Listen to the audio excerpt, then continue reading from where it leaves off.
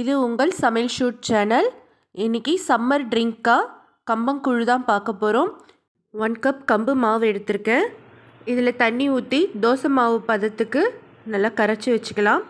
கையில் தான் மிக்ஸ் பண்ணி விடணும், ஏன்னா மாவு புளிக்கணும். ஓவர் நைட் இதை அப்படியே விட்டுடலாம். இது நல்லா மிக்ஸ் பண்ணி வச்சாச்சு. பாருங்கள், இந்த அளவுக்கு நல்லா மாவு புளிச்சு வந்திருக்கு. இப்போ இதை நல்லா மிக்ஸ் பண்ணி விட்டுடலாம். இந்த கம்பங்கூழ் பார்த்திங்கன்னா ரொம்ப உடம்புக்கு ரொம்ப ஆரோக்கியமானது. இது பார்த்திங்கன்னா ரிச் ப்ரோட்டீன், அயன், கால்சியம் நிறைஞ்சது. ரொம்ப உடம்புக்கு ரொம்ப ஆரோக்கியமானது. டயபெட்டிஸ் பேஷண்ட்டுக்கு இது ரொம்ப ரொம்ப ஆரோக்கியமான ஒரு ரெசிபி இந்த சம்மரில்.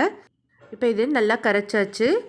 இப்போ நான் மிக்ஸி ஜாரில் ஒரு 1 கப் அரிசி எடுத்துக்கிறேன். இந்த அரிசி பார்த்திங்கன்னா பாதியாக உடச்சி எடுத்துகிட்டு வரணும். நொய் அரிசி மாதிரி உடச்சி எடுத்துகிட்டு வரணும். பாருங்கள், இந்த அளவுக்கு அரிசி இருந்தால் போதும். ரவை பதத்துக்கு இருக்கணும், கொஞ்சம் பெருசாக இருந்தாலும் பரவாயில்ல. இப்போ நம்ம உல வச்சிடலாம். தண்ணி தேவையான அளவு எடுத்துட்டு அது நல்லா கொதி வந்ததும் உடச்சி வச்ச அரிசியை மிக்ஸ் பண்ணிடலாம். ஒரு கொதி வந்ததும் இது மேலே இருக்கிற இந்த அழுக்கு மாதிரி இருக்கிற இந்த நுரையெல்லாம் நம்ம எடுத்துடலாம். இந்த சம்மரில் பார்த்திங்கன்னா ரோட்டு கடையிலலாம் இந்த கூழ் கிடைக்கும். இது ரொம்ப உடம்புக்கு குளிர்ச்சி தரக்கூடியது. ராகி கூழும் சேம் இதே மெத்தடில் தான் செய்யணும். நீங்கள் ட்ரை பண்ணி பாருங்கள். இப்போ நம்ம செய்கிறது தான் பர்ஃபெக்டான மெத்தட். வில்லேஜ் சைட்லலாம் இது மாதிரி தான் செய்வாங்க. இந்த மாதிரி மெத்தடில் நீங்கள் செஞ்சு கொடுங்க, உடம்புக்கு ரொம்ப ஆரோக்கியமாக இருக்கும். இப்போ நல்லா இந்த அரிசி நல்லா வெந்து வந்ததும் நம்ம எடுத்து வச்சுருக்க இந்த மாவை கொஞ்சம் கொஞ்சமாக கட்டி இல்லாமல் நல்லா மிக்ஸ் பண்ணி விட்டுக்கலாம். இப்போ எல்லாருமே ராகி கூழ், கம்பு கூழ் இதெல்லாம் சாப்பிட ஆரம்பிச்சிட்டாங்க. இன்னும் சிறுதானியம்னும்போது இப்போ எல்லாருமே விரும்பி சாப்பிட ஆரம்பிச்சிட்டாங்க. இப்போ மாவை சேர்த்துட்டு ஸ்டவ்வை சிம்மில் வச்சுக்கலாம். சிம்லேயே நல்லா வேகட்டும்.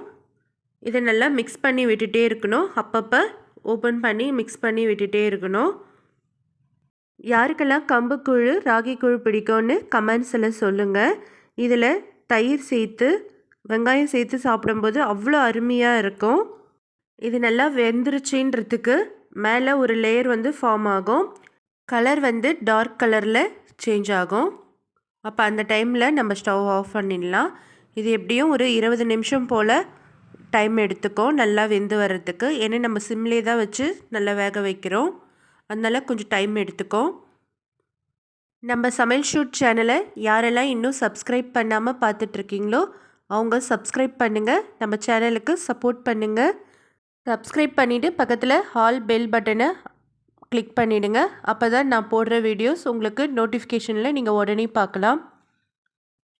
இதை நம்ம அடிக்கடிக்க ஓப்பன் பண்ணி மிக்ஸ் பண்ணிகிட்டே இருக்கணும். அப்போ தான் அடியில் அடி பிடிக்காமல் இருக்கும். கிராமத்து சைட்லலாம் பார்த்திங்கன்னா விறகு அடுப்புலையே செய்வாங்க, மண்பானையில் செய்வாங்க. அதோட டேஸ்ட்டு இன்னும் அதிகமாக நல்லா இருக்கும். இப்போ மாவு ரெடி ஆகிடுச்சு. இது நல்லா ஆறட்டும். இப்போ நல்லா ஆறினதும் பாருங்கள், நல்லா ஆறின பின்னாடி நம்ம இதை கரைச்சி நம்ம குடிக்கலாம். மேலே இருக்கிற லேயரை எடுத்துட்டு நம்ம நடுவில் இருந்து மாவு எடுத்துக்கலாம். ஃபஸ்ட்டு கொஞ்சமாக தண்ணி சேர்த்து நம்ம கரைச்சிக்கலாம். அப்புறம் தண்ணி தேவைப்பட்டுச்சுன்னா நம்ம சேர்த்துக்கலாம். நல்லா ஈவனாக நம்ம கரைச்சி எடுத்துக்கலாம்.